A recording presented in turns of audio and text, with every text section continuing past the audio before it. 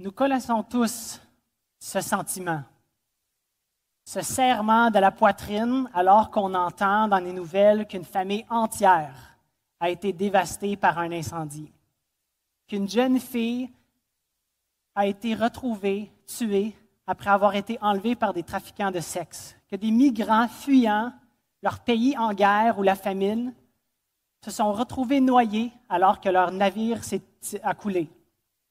Ou peut-être ressentons-nous de l'éco-anxiété face aux feux de forêt, aux inondations, aux verglas, aux canicules et aux tornades. Ou bien de la tristesse mêlée avec un sentiment d'impuissance quand nous constatons que notre culture célèbre et facilite la mort pour les personnes malades et infirmes avec le suicide assisté ou bien pour les bébés à naître avec l'avortement. Notre monde est brisé et nous avons donc beaucoup de raisons d'être abattus et attristés. Mais ce n'est pas seulement notre monde dans son ensemble qui est déconcertant et parfois terrifiant. Peut-être cette semaine, vous avez reçu une facture inattendue ou un congédiement et que vous vous demandez comment vous allez subvenir à vos besoins dans une telle économie inflationnaire. Peut-être vous avez été victime d'intimidation à l'école ou au travail, ou que vous vivez de l'isolement et de la solitude, ou vous venez d'apprendre le décès soudain d'un être cher. Vous avez un enfant qui ne vous parle plus, qui a des problèmes avec la drogue, qui a des problèmes avec la police. Peut-être ce n'est pas votre enfant qui vous abandonne, mais c'est vos parents qui vous ont abandonné. Et malgré le temps qui s'est passé, vous vivez avec un sentiment profond d'abandon, avec des questions sans réponse. Peut-être ce matin, votre relation amoureuse est en train d'imploser. Au Québec, une grossesse sur 6 se termine par une fausse couche. Alors, nous savons qu'ici, ce matin, il y a des pères et des mères qui ont vécu la souffrance souvent privée d'une fausse couche. Peut-être pour vous, c'est que vous avez un rêve d'avoir un bébé, d'avoir un mari et une femme, et l'espace vide dans votre vie est comme une plaie ouverte. Elle est à vif, sensible au moindre contact. Peut-être souffrez-vous de dépression ou avez-vous été diagnostiqué d'une maladie incurable ou vous vivez avec une maladie dégénérative. Peut-être la souffrance que vous vivez n'est pas du tout comme ce que je viens de nommer. Peut-être votre souffrance vous a été infligée par la méchanceté d'une autre personne.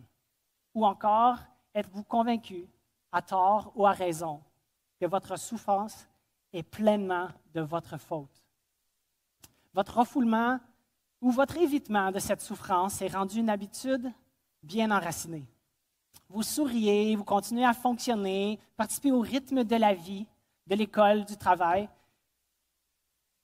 mais en dedans, vous souffrez. Ou peut-être vous essayez de gérer ou d'engourdir votre souffrance avec de l'alcool, avec des analgésiques, avec le travail, les médias sociaux, le divertissement ou la pornographie. N'importe quel échappatoire, n'importe quel soulagement fait votre affaire. Mais pourtant, à l'intérieur, vous êtes anxieux et accablé. Quand nous n'arrivons plus à faire fi de cette douleur, nous pouvons nous trouver à penser, « OK, oui, je crois que Dieu existe, mais est-ce qu'il se soucie vraiment de moi? » Cet été, nous faisons une série dans les psaumes parce que dans la sagesse de Dieu, les psaumes nous montrent qui Dieu est et comment nous devons être en relation avec lui au milieu des plus grandes joies de la vie, comme dans les plus sombres nuits de l'âme et dans tout ce qui se trouve entre les deux. Les psalmistes utilisent des images riches et un langage évocateur et émotionnel pour démontrer comment vivre les vérités doctrinales dans les complexités désordonnées de la vie. Nous avons besoin de savoir qui Dieu est, mais nous avons aussi besoin de sentir qu'il est avec nous. Nous devons, afin de pouvoir les crier autant dans les bas que dans les hauts. dans les moments de tristesse que dans les célébrations. Dans le culte d'adoration ici, à l'Église Emmanuel, nous citons souvent des psaumes d'adoration et des psaumes d'action de grâce. Mais les psaumes ne sont pas seulement des hymnes d'adoration. Il y a aussi des psaumes de lamentation, des psaumes de confession et des psaumes royaux.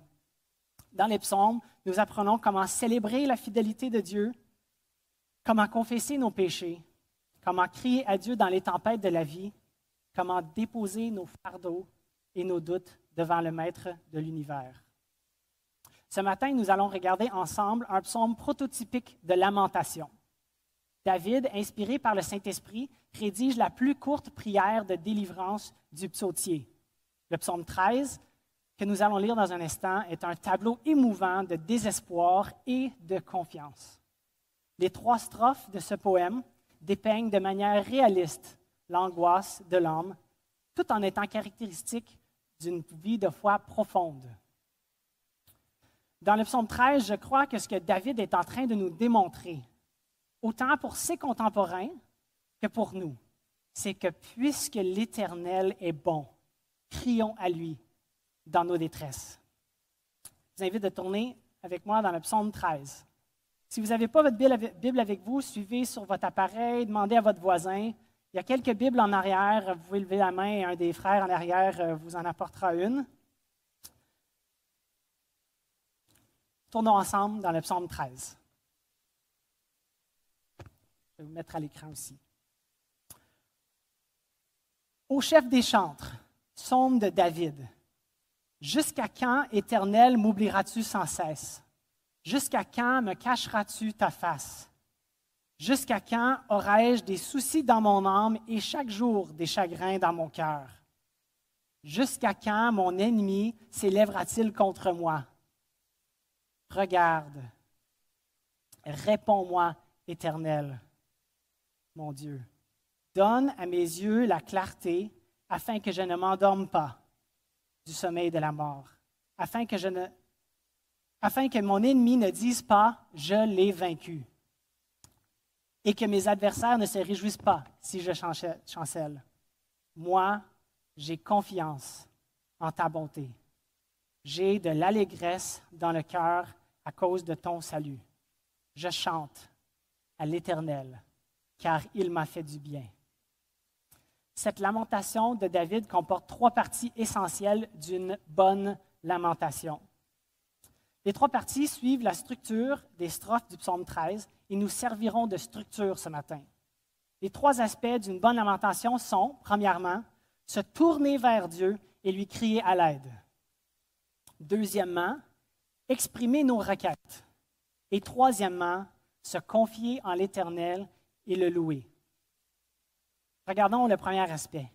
Se tourner vers Dieu et lui crier à l'aide. Ici, David s'exclame, « Jusqu'à quand, Éternel, m'oublieras-tu sans cesse? Jusqu'à quand me cacheras-tu ta face? Jusqu'à quand aurai-je des soucis dans mon âme et chaque jour des chagrins dans mon cœur? Jusqu'à quand mon ennemi s'élèvera-t-il contre moi? » Mais pourquoi? Pourquoi se lamenter? Pourquoi est-ce que David se lamente? Eh bien, le psautier est un recueil de chants. Alors, ils ne sont pas en ordre chronologique. Alors, il est difficile de savoir qu'est-ce qui se passait dans la vie de certains auteurs dans certains psaumes, comme dans le psaume 13, qui est placé dans un moment dans la vie de David qu'on peut lire dans le 1 et 2 Samuel et 1 Roi, qui n'est pas clair. Probablement, David était âgé alors qu'il a écrit le psaume 13. Et son expérience de vie fut un tableau d'angoisse et de joie, de souffrance et de délivrance, de conquête et de défaite. David connaissait beaucoup la souffrance. Oui, il a été loin de Dieu pour être le roi d'Israël, et oui, il est devenu le roi d'Israël. Mais il a aussi beaucoup souffert. Le roi Saül, son beau-père, voulait le tuer. Il a passé des années à fuir le roi Saül avec ses soldats. Pour sa propre survie, David a dû dire au revoir à son meilleur ami Jonathan, qui était le fils du roi Saül. Alors, il n'était pas à ses côtés alors qu'il a été tué par les Philistins. David a connu la joie d'avoir 21 enfants, beaucoup d'enfants. Mais de ces enfants, il y en a 2 qui sont morts à ou juste après la naissance. L'un d'entre eux, son premier avec Bathsheba, est mort en conséquence du péché de David. Une tragique conséquence que Dieu lui avait prononcée. À cause de son péché, David a connu la culpabilité, la honte et le déni par Dieu de son rêve de construire un temple à Jérusalem pour l'Éternel. David a connu une famille brisée. Son fils aîné, Amnon, a violé sa sœur Tamar. Et en rétribution, son autre fils, Absalom, a tué Amnon. Son fils Adonijah a essayé d'usurper son trône alors que David était âgé et infirme. Mais avant Adonijah, Absalom a lui aussi essayé de prendre de force le trône de son père. Et David s'est encore retrouvé en exil, mais cette fois-ci dans son propre royaume à cause de la violence et les intentions meurtrières de son propre fils. David a été à la fuite jusqu'à lors d'une bataille décisive entre ses soldats et les soldats d'Absalom. Absalom a été tué. Et nous apprenons dans 2 Samuel 18 qu'en entendant la nouvelle, David était complètement démoli par le deuil. David faisait de très bonnes lamentations, car il avait une grande et intime expérience avec la souffrance, avec le deuil, avec l'anxiété, la dépression, la maladie, la faim, l'insécurité et la crainte de la mort. Mais dans le psaume 13, la souffrance qui motive le cri du cœur de David ne nous est pas explicitée. Bien que j'aurais voulu savoir exactement dans quel moment de l'histoire de David il écrit le psaume 13, je crois que Dieu, dans sa sagesse, ne nous l'a pas révélé, de sorte qu'il nous est difficile d'ignorer l'importance des lamentations dans nos vies, parce que nous pouvons dire que la situation de David est une situation auquel nous n'aurons jamais à faire face. Alors, peu importe les causes exactes de la souffrance et de la détresse de David, dans nos détresses, nous devons nous tourner vers Dieu et lui crier à l'aide comme David, qui s'écrit dans les premiers 2 versets de ce psaume. Regardons les cris du cœur de David ensemble. Il commence « Jusqu'à quand, Éternel, m'oublieras-tu sans cesse? » Est-ce que vous pensez qu'ici, David est en train de vraiment penser que Dieu lui a oublié? Essaie-t-il désespérément d'attirer l'attention de Dieu pour que sa situation puisse être augmentée sur la liste de priorités, la liste de choses à faire de Dieu? Eh bien non. David exprime qu'il se sent délaissé, qu'il se sent abandonné et qu'il se sent seul.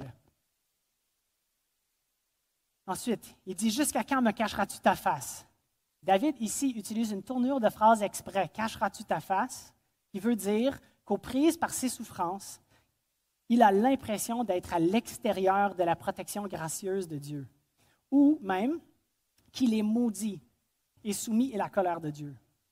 C'est possible, ici, que David ressent de la culpabilité, à tort ou à raison, et qu'il est peut-être convaincu que sa souffrance est due à quelque chose qu'il a fait, qu'il a mis à dos son Dieu. Le prochain cri du cœur. « Jusqu'à quand aurai-je des soucis dans mon âme et chaque jour des chagrins dans mon cœur? » L'expression « les soucis de mon âme » peut aussi être traduite dans une manière qu'on n'utilise pas vraiment en français, c'est « aurai-je recours au conseil de mon âme? » Ce qui veut dire que David est coincé. Il essaye de se sortir de sa misère, mais il a seulement recours à son propre intérieur, à ses conseils à lui, à ses pensées, à sa perspective. Il se sent délaissé et abandonné. Mais il est aussi conscient qu'il n'est pas à la hauteur. Il ne peut pas régler son problème et cela lui met dans son cœur beaucoup de chagrin, de la tristesse et de l'inquiétude. C'est comme si David, tel un coach de vie moderne, est conscient que le dialogue interne qu'il a est destructeur. Mais ici, est-ce que David continue en disant que son ressenti est la vérité irréfutable, que sa perspective est authentique et alors indiscutable, qu'il faut suivre son cœur à tout prix, ou qu'il suffit de changer son dialogue interne à un discours positif sur lui-même afin que ses souhaits se manifestent dans la réalité? Est-ce que c'est ce que David dit? David n'est pas un de nos contemporains.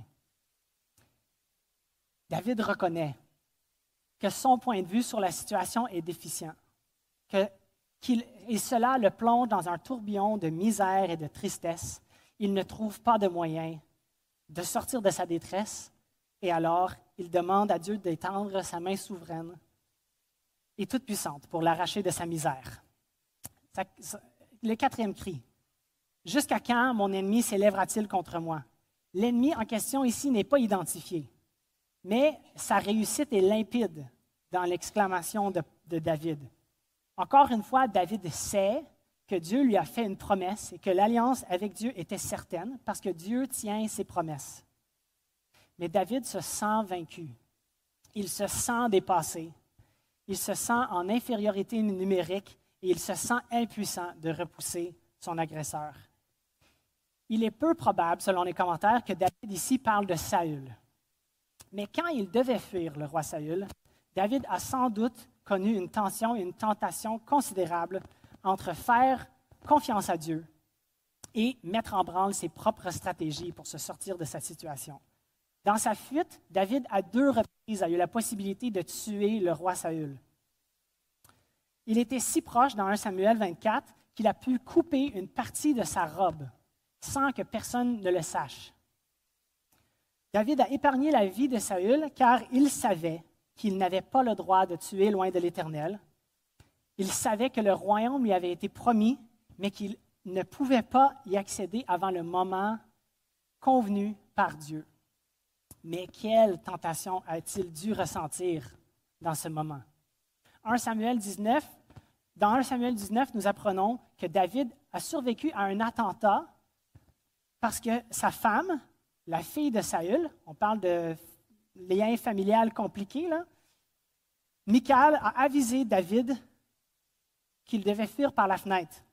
Elle est restée pour distraire les soldats, et alors David était en fuite sans sa femme. En plus, dans 1 Samuel 25, au verset 44, nous apprenons que Saül prend Michal et donne Michal à un autre homme pour femme, pendant qu'il essaye de tuer David. Dans le chapitre qui suit, le chapitre 26, David a la chance de tuer Saül, de revoir sa femme Michal qui lui est encore fidèle. Il pourra alors retrouver sa maison et probablement même gagner le trône par ses propres moyens. En plus de ça, les 600 hommes avec qui David était à la fuite savaient que la jalousie violente de Saül à l'égard de David avait mené à l'enlèvement de leurs femmes et de leurs enfants. Ils le savaient, et David savait aussi que c'était à cause que le roi Saül voulait tuer David que ces hommes étaient sans leur famille. Je suis certain qu'il aurait voulu pouvoir réunir ces hommes fidèles. Il avait toutes les raisons de se sentir près de la défaite face à son adversaire. Il avait toutes les tentations aussi de vouloir faire les choses à sa manière. Mais malgré son anxiété, il savait que l'Éternel est bon et qu'il pouvait crier à lui dans ses détresses. C'est pourquoi, même si ses émotions sont à fleur de peau, il ne se contente pas simplement de crier, mais il se tourne vers l'Éternel pour lui crier à l'aide. Le fait que David se tourne vers Dieu est une démonstration de la foi profonde de David au milieu de la tempête. Il a confiance que c'est Dieu qui est au contrôle. C'est pour ça qu'il dit « jusqu'à quand » et non « pourquoi ». Il sait que Dieu est au contrôle de tout. Il sait que Dieu a des raisons pour ce qu'il fait. Alors il s'adresse à Dieu. Il sait aussi que Dieu l'entend et qu'il a confiance assez en son Dieu pour lui communiquer comment il se sent, de lui communiquer ses émotions. Ces dernières semaines, nous avons vécu un drame énorme dans le petit village de Hudson. La piscine communautaire, la journée de son ouverture, a brisé. Alors, elle n'est pas ouverte à temps.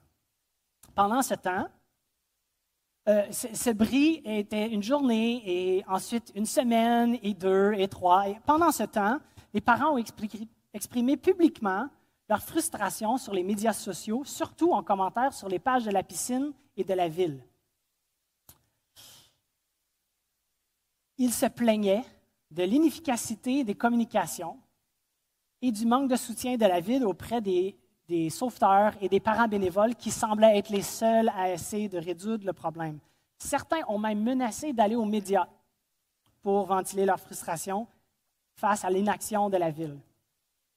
Lors de la 3e semaine de cette souffrance, sans piscine, quelqu'un a publié que la réunion du conseil municipal était imminente et des dizaines de parents ont exprimé leur intention d'y être. Au vu des commentaires et de l'élan de frustration et de mécontentement qui se dessinait, je m'attendais que la réunion du conseil soit bondée de monde, de villageois en colère, munis de torches et de fourches, comme dans La Belle et la Bête. Luc, mon beau-père, a pris l'habitude d'assister au conseil municipal afin d'investir dans notre communauté, pour tisser des liens avec notre conseiller et aussi pour essayer de trouver une manière qu'on puisse avoir une dérogation pour notre cabanon. Alors Laura a donc décidé d'y aller par solidarité avec les parents de la piscine, mais sans fourche et sans torche quand même. Savez-vous ce qui s'est passé? Malgré la cohue générale sur les réseaux sociaux, Laura était la seule personne de la communauté de la piscine à s'y être présentée. Il y en a certains comme moi qui ont visionné la séance par Zoom. Il y en a d'autres qui avaient des contretemps. Il y en a qui ont dit que leurs enfants étaient malades, alors ils ne pouvaient pas se pointer. Mais le nombre de personnes et l'intensité de la grogne entre les parents alliés par leur frustration comparé au nombre de personnes qui se sont pointées, Laura, démontre qu'en général, les gens étaient heureux de ventiler leur mécontentement publiquement, mais qu'ils n'avaient pas la confiance que quelques heures à pétitionner auprès de ceux qui ont le pouvoir et la capacité, ainsi que les ressources pour répondre à cette situation fort décevante. David faisant face à une bien pire crise qu'un délai dans l'ouverture d'une piscine, démontre sa grande confiance en l'Éternel en lui adressant ses plaintes sans réserve. Puisque l'Éternel est bon, crions à lui dans nos détresses. Chers chrétiens, mon frère, ma sœur, est-ce que notre réaction en temps trouble démontre notre confiance en Dieu? Ou êtes-vous comme moi et avez-vous tendance à vouloir aseptisser vos émotions avant de donner voix à vos prières? Peut-être avons-nous entendu ou vu des croyants qui semblaient être tellement remplis de foi et de confiance en Dieu qu'ils ne démontraient jamais d'émotions négatives, même dans la misère. Peut-être avons-nous cru que le témoignage d'une assurance dans la souveraineté de Dieu et dans la bonté de Dieu se vit par un contrôle inlassable sur nos émotions. C'est un mensonge. Un mensonge pervers parce qu'il semble être vrai. Mais le père des mensonges en est l'auteur. Comme dans le Jardin d'Éden, Satan joue avec les paroles de Dieu pour nous convaincre que Dieu est bon, mais qu'il nous aime plus quand nous gérons nos émotions et nos crises nous-mêmes. Ou bien que Dieu est saint, alors il nous préfère prélaver par nos propres efforts. Dieu est souverain, mais puisqu'il règne sur tout l'univers, notre petit problème, notre tristesse ne l'intéresse pas trop. Les émotions sont compliquées, n'est-ce pas? Alors plutôt que de les ressentir, nous devrions les étouffer avec des vérités bibliques en faisant preuve d'une volonté de faire. Mais essentiellement, ce qu'on dit quand on fait cela, comme les citoyens de la ville de Hudson, c'est que nous ne croyons pas que celui qui règne s'intéresse réellement à nos problèmes, mais plutôt qu'il n'envisagerait même pas de recevoir nos requêtes, à moins que nous nous présentions en veston-cravate, avec des requêtes formulées et bien ficelées en langage bureaucratique. Dieu est-il seulement le maître de l'univers ou est-il aussi notre Père? Est-il un dirigeant despotique qui use et abuse de ses sujets pour ses propres gains? Ou veut-il nous montrer son amour fidèle? Si nous sentons que Dieu ne veut pas ou ne peut pas nous recevoir dans notre détresse, tels que nous sommes, nous démontrons que nous n'avons pas vraiment la foi que David démontre. Nous n'avons pas réellement confiance que Dieu est un bon Père céleste et que nous sommes réellement ses enfants. Peut-être vous êtes mal à l'aise avec une lamentation, mais un des commentateurs que j'ai lu, David Kidner, il dit ceci face au psaume de lamentation dans le psautier. La présence même de telles prières dans l'Écriture témoigne de sa compréhension. Dieu, sait comment les hommes parlent lorsqu'ils sont désespérés. Dieu connaît nos souffrances et il nous connaît si bien même quand nous sommes désespérés. C'est pourquoi que nous chantons « Quel ami fidèle et tendre nous avons en Jésus-Christ, toujours prêt à nous entendre, à répondre à notre cri. Il connaît nos défaillances, nos chutes de chaque jour. Sévère en ses exigences, il est riche en son amour. » Chers visiteurs, peut-être vous n'avez pas vraiment une relation assez proche avec Dieu pour savoir lui faire confiance, comme David le fait. Vous êtes peut-être même pas sûr qu'il y a un Dieu, encore moins qu'il est bon. Ou peut-être, par le passé, avez-vous rencontré des personnes qui se disaient enfants de Dieu, qui, face à vos luttes, ont été austères et insensibles à vos douleurs, à votre anxiété, à vos problèmes. Ils vous ont donné des réponses prémâchées, dépourvues de compassion et de sensibilité. Quelque chose comme « aide-toi et le ciel t'aidera » ou « il faut juste avoir la foi » ou « il n'y a rien de nouveau sous le soleil en voulant dire « arrête de chialer, ta souffrance n'est pas spéciale parce que tout le monde a déjà passé par là. » J'ai déjà fait ça et j'ai déjà vécu ça. C'est pourquoi je suis sûr que cela a dû vous blesser. Cela n'aurait pas dû être le cas, parce que ce n'est pas ainsi que notre Sauveur Jésus-Christ se comportait à l'égard de ceux qui souffraient, de ceux qui étaient négligés, qui étaient abandonnés par leurs contemporains. Oui, Jésus a toujours dit la vérité. Oui, Jésus a toujours confronté le péché, mais il n'a jamais rejeté le souffrant. Il n'a pas rejeté les émotions. Même s'il était Dieu, il était Dieu fait homme. Il a ressenti lui aussi des émotions. Face à la mort de son cher ami Lazare, Jésus a pleuré. Pourtant, Jésus savait que peu de temps après, il allait ressusciter Lazare, que la mort de Lazare était temporaire. Mais Jésus savait aussi que la mort et la décomposition, les troubles et les querelles étaient des conséquences du péché, la source de toutes nos souffrances. Et alors, Jésus pleura. David, lui, savait. Ce que j'espère tellement que tu sauras aussi, c'est que puisque l'Éternel est bon, crions à lui dans nos détresses. Si vous voulez apprendre à connaître Dieu comme David le connaissait, si vous voulez apprendre à connaître Jésus comme nous le connaissons ici, abordez-moi après le culte. Venez voir n'importe qui était ici ce matin en avant. Abordez votre voisin, n'importe qui. On aimerait tellement, tellement pouvoir vous présenter à notre Sauveur et notre Père céleste. OK, alors retournons aux éléments d'une bonne lamentation. Le premier consiste de se tourner vers l'Éternel et de lui crier à l'aide. Alors oui, David déballe son cœur. Oui, il met devant Dieu ses troubles émotionnels. Mais ce n'est pas tout ce qui est nécessaire pour une bonne lamentation. Une bonne lamentation ne consiste pas simplement d'étaler nos émotions, de les garrocher devant Dieu. Une bonne lamentation n'est pas seulement une question d'émotion. Nous devons aussi exprimer nos requêtes. Dans la deuxième strophe de ce psaume, David exprime ses requêtes. Regardez-moi les versets 4 et 5. « Regarde, réponds-moi, Éternel mon Dieu. Donne à mes yeux la clarté, afin que je ne m'endorme pas du sommeil de la mort, afin que mon ennemi ne dise pas « Je l'ai vaincu » et que mes adversaires ne se réjouissent pas si je chancelle. » David ici demande trois choses en relation avec ses plaintes des versets 2 et 3. Il dit « Regarde ». Ensuite, il dit « Réponds-moi ».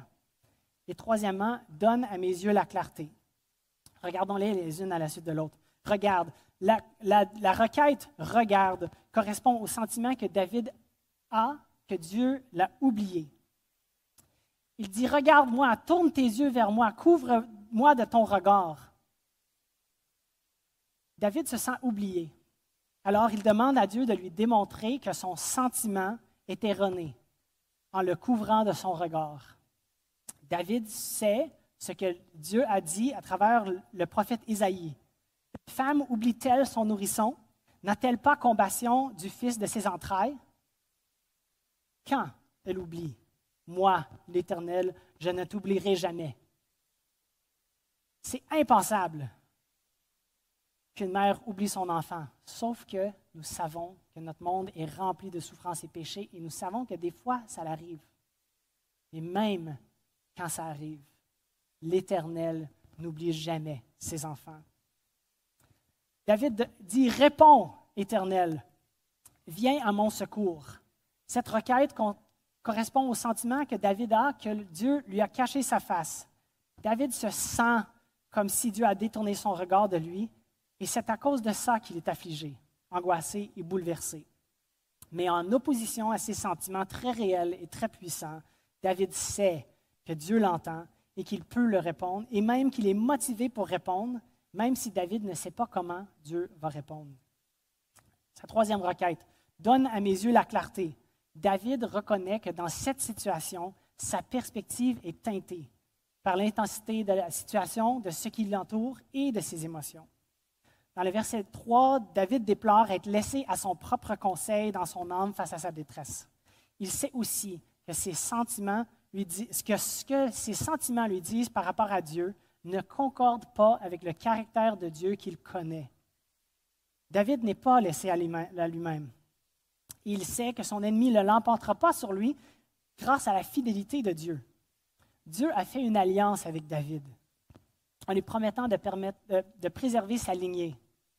David sait que puisque l'Éternel est bon, il peut crier à Dieu dans sa détresse. Retournons à la séance du Conseil de ville de Hudson. Pendant la période de questions, Laura s'est avancée à exprimer le mécontentement, la déception de notre famille face à la fermeture de la piscine et surtout à l'inefficacité des communications par la ville. Mais Laura n'a pas juste étalé sa déception, elle a aussi posé des questions, elle a formulé des requêtes. Elle a demandé de meilleures communications, un plan prévoyant pour l'entretien et si nécessaire, le remplacement de la piscine, parce qu'au dire de la ville, une piscine de 40 ans est difficile à entretenir. Et c'est sans doute vrai. Et aussi, elle a demandé que la ville arrête d'ignorer la pataugeoire qui ne fonctionne pas depuis plus de 5 ans. Les requêtes de Laura au nom des familles de la piscine n'étaient potentiellement pas faciles à régler. Mais la volonté de la ville, ainsi que les finances et le temps, donnaient à Laura la confiance que la ville pouvait résoudre le problème. D'ailleurs, la ville a été en mesure de compléter un projet de pavage sur plusieurs kilomètres sur l'artère principale de la ville, tout en laissant l'accès au commerce. Ils ramassent aussi nos déchets. Ils font ce qu'une ville est censée pouvoir être capable de faire. Depuis les 3 ans que nous sommes citoyens à Hudson, nous avons constaté la compétence de la ville. Oui, nous savons que la ville n'est pas parfaite. Il n'y en a pas une qui est parfaite. Mais nous savons aussi que la ville n'est pas prête à tout résoudre les besoins individuels. D'ailleurs, nous tentons encore d'avoir une dérogation pour notre cabinet. Les ressources de la ville ne sont pas illimitées. Les employés de la ville sont limités et ils en ont plein les mains. Comme tous les gouvernements, comme toutes les puissances sur la terre, les plus riches, la ville de Hudson ne peut pas tout faire. Mais heureusement, l'univers n'est pas géré par la mairesse de Hudson, aussi compétente qu'elle soit. C'est l'Éternel qui règne sur toutes choses et il est capable de tout faire. Non seulement, comme David, nous pouvons crier à Dieu dans nos détresses, mais nous pouvons aussi lui présenter nos requêtes. Il est capable d'y répondre, il veut nous sortir de notre détresse. David connaissait la puissance et la fidélité de l'Éternel dans sa vie Et il avait confiance que Dieu allait respecter son alliance avec lui. Cette alliance qui assurait que de sa descendance allait naître le sauveur tant attendu du peuple d'Israël. Mais David est encore en détresse.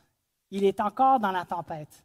Il n'y a pas d'indication que Dieu a résolu son problème ou qu'il a répondu de manière positive aux requêtes de David dans le psaume 13.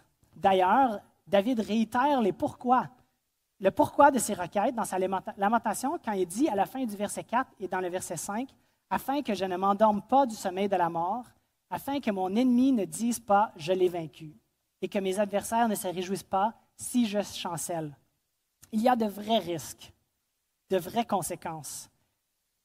David pouvait vraiment mourir.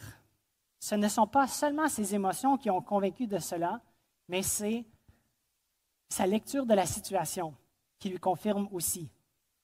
Mais malgré les ennemis, les adversaires qui sont autour de David et qui le menacent, David se confie en l'Éternel et le loue. Dans le 3e strophe, nous lisons « Moi, j'ai confiance en ta bonté. J'ai de l'allégresse dans le cœur à cause de ton salut. Je chante à l'Éternel, car il m'a fait du bien. » L'émotivité tumultueuse des versets 2 et 3 s'est calmée. Mais les problèmes auxquels David fait face ne sont pas disparus. David se confie quand même dans l'Éternel.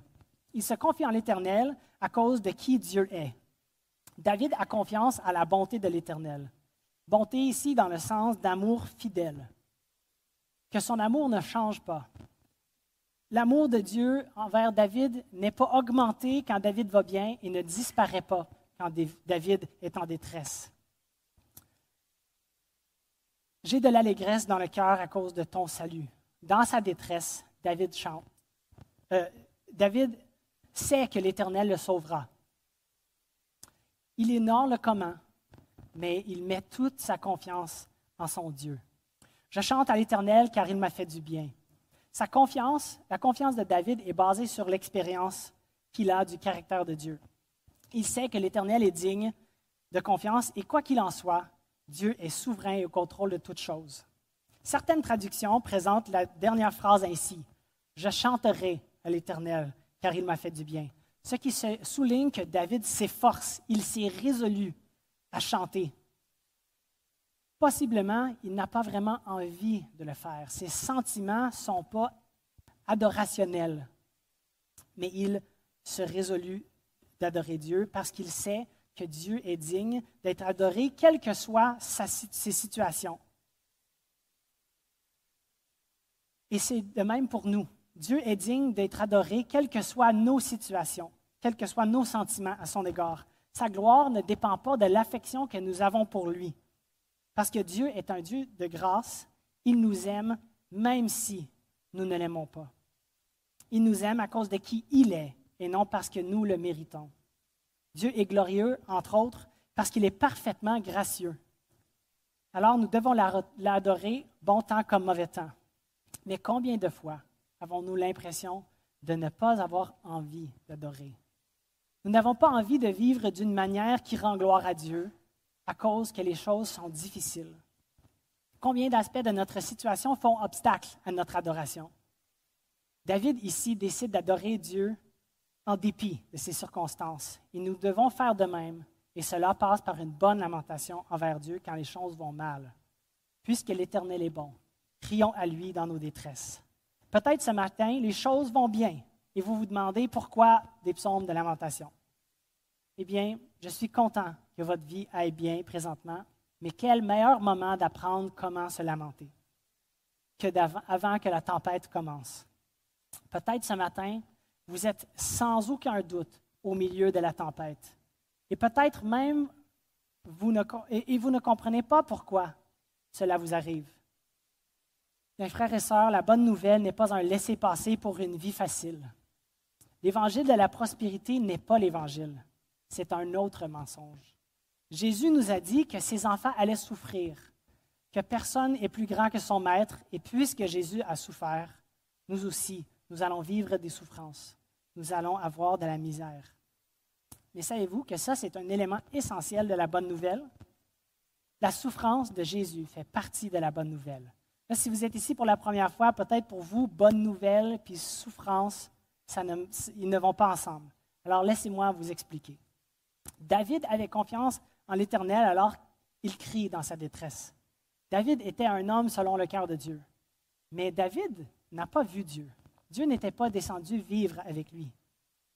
Mais il a promis qu'il allait envoyer son fils pour vivre sur terre. Et c'est environ 1000 ans après la vie de David que Dieu a envoyé son fils sur terre pour vivre par les humains, pour souffrir comme un humain parce qu'il était pleinement homme et pleinement Dieu. Il a connu non seulement les souffrances quotidiennes du premier siècle, mais il a aussi été trahi par son ami. Il a été renié par ses proches. Il a été faussement accusé. Il a été battu. Il a été injustement condamné. On s'est moqué de lui. Il a été dépouillé de sa dignité. Il a été couvert de honte. Il a subi une mort atroce et honteuse. Jésus a connu toutes les souffrances et a subi le pire que l'humanité pouvait lui présenter, pouvait lui imposer. Et pire encore, dans sa mort sur la croix, il a pris sur lui toutes les souffrances et toute la condamnation du monde entier. Les souffrances que tu vis, que j'ai vécues, il les a tous pris sur lui. La condamnation que nous méritons à cause de notre péché, il l'a pris. Jésus a subi la croix, il a subi la croix pour acquitter la dette de nos péchés. C'est pour nous que Jésus a choisi de se livrer à une telle souffrance sur la croix qu'il s'est tourné vers Dieu et a crié, « Mon Dieu, pourquoi m'as-tu abandonné? » Et puis Jésus est mort. Meurtri pour la souffrance horrible de la croix, la douleur insupportable de l'abandon de son Père à cause de nos péchés, la vie a quitté le corps de Jésus, il a été enseveli dans une tombe. Mais il n'est pas resté dans le tombeau. Nous sentons que Dieu nous abandonne. Jésus a été abandonné. Nous sentons que nous sommes dans le fossé le plus profond et le plus sombre. Jésus a été plus profond et son amour est encore plus profond. Jésus est ressuscité et il a vaincu le péché et la mort. En obéissance à la volonté du Père, Jésus a subi les pires souffrances et la pire mort afin que nous puissions avoir accès à Dieu. Et pour vaincre le péché et la mort, il est ressuscité et présentement, Jésus est à la droite du Père où il intercède pour nous. Alors, dans nos détresses, pouvons-nous faire confiance à Dieu, un Dieu si grand, si aimant, si parfait, si juste et si puissant? Ce Dieu qui n'a pas épargné son propre Fils, mais qui l'a livré pour nous tous, comment ne nous donnera-t-il pas aussi toutes choses avec lui? Ce Dieu qui prouve son amour envers nous en ce que lorsque nous étions encore pécheurs, Christ est mort pour nous. Quelle grâce incomparable! Comment osons-nous continuer à croire que nous ne pouvons pas crier à Dieu dans nos détresses, alors qu'il nous promet, à nous qui sommes ses enfants, qu'il nous donne la vie éternelle et que nous ne périrons jamais et que personne ne nous ravira de sa main? Nous pouvons avoir la confiance de David, même dans la détresse, afin de faire une bonne lamentation. En nous tournant vers Dieu pour crier à lui, en lui exprimant nos requêtes et en lui faisant confiance et en le louant. La prochaine fois que nous nous sentons abandonnés ou incapables de survivre les souffrances qui nous guettent, tournons-nous avec confiance vers l'Éternel, qui a envoyé son Fils Jésus, le descendant promis à David, pour nous sauver de nos péchés et pour rétablir notre accès à lui, en nous rappelant que puisque l'Éternel est bon, crions à lui dans nos détresses. Parce qu'il est notre seul refuge et notre seul salut. Il n'y a pas de souffrance, de maladie ou de ténèbres que la résurrection de Jésus, que Jésus a acheté pour nous, qui sommes ses enfants, ne puisse réparer. Prions. Père éternel, nous venons devant toi ce matin dans tous nos états, joyeux et tristes, énergisés et accablés, malades et en bonne santé, mais surtout reconnaissants que tu es digne de confiance et que tu es bon, que tu es miséricordieux et compatissant. C'est pour cela que nous pouvons t'adresser nos lamentations. Nous te demandons pardon pour les fois où notre désir d'être indépendant de toi nous convainc que nous pouvons résoudre nos propres problèmes. Pour les moments où nous avons l'impression que tu es distant et que tu ne t'intéresses pas à nous, nous avons confiance en toi. Mais Père éternel, viens au secours de nos doutes, de notre incrédulité. Affermis nos cœurs afin que dans toutes les situations quotidiennes de la semaine qui suit, nous ayons le désir de nous précipiter vers toi, pour crier à toi, pour t'adresser nos requêtes et pour t'adorer. Amen.